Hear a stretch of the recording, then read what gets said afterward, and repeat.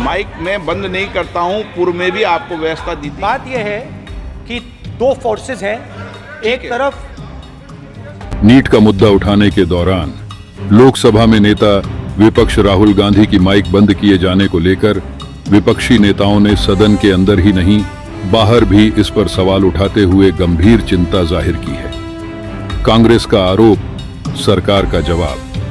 कांग्रेस की ओर से तो यह सवाल भी खड़ा किया जा रहा है कि राज्यसभा में भी नेता विपक्ष मल्लिकार्जुन खड़गे की माइक बंद की गई। हालांकि सरकारी पक्ष का कहना है कि जब सभापति किसी को बोलने का अवसर देते हैं तभी माइक ऑन होती है।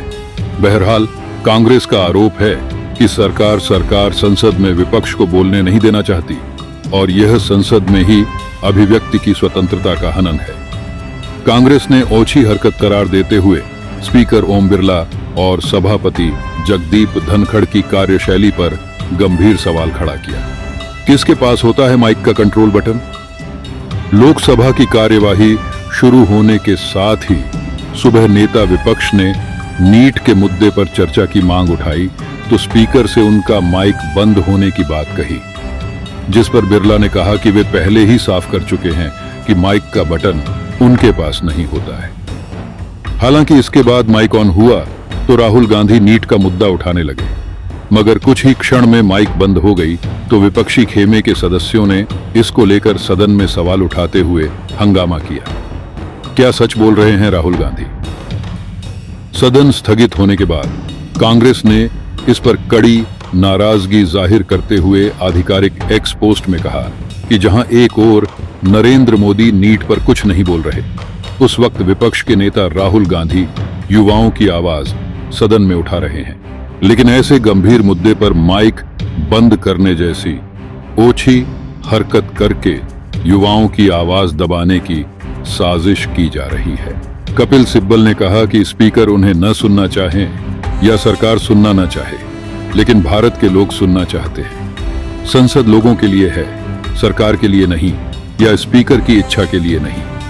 कांग्रेस ने पूछा, तो क्या पीएम के पास है माइक का बटन? कांग्रेस अध्यक्ष खड़गे का मीडिया संचार के प्रभारी पार्टी के सचिव प्रणव झा ने कहा कि पिछली लोकसभा में माइक बंद करने का जनता ने जवाब दिया है, मगर इस सरकार के होश ठिकाने नहीं आए हैं। बिरला पर निशाना साधते हुए झा ने कहा कि दुर्भाग्यपूर्ण है कि स्पीकर कह रहे कि माइक का बटन उनके हाथ में नहीं तो क्या यह प्रधानमंत्री के हाथ में है।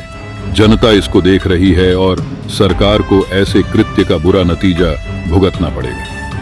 कांग्रेस सांसद गौरव गोगोई ने कहा कि पेपर लीक मामले में यह सरकार खुद तो चुप है, मगर इसके विरोध में उठने वाली आवाजों को दबा रही है।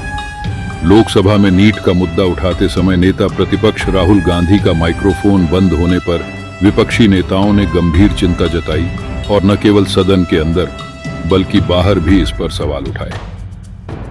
कांग्रेस नेता राहुल ने खुद भी कहा कि लोकसभा की कार्रवाई के दौरान उनका माइक बंद किया गया।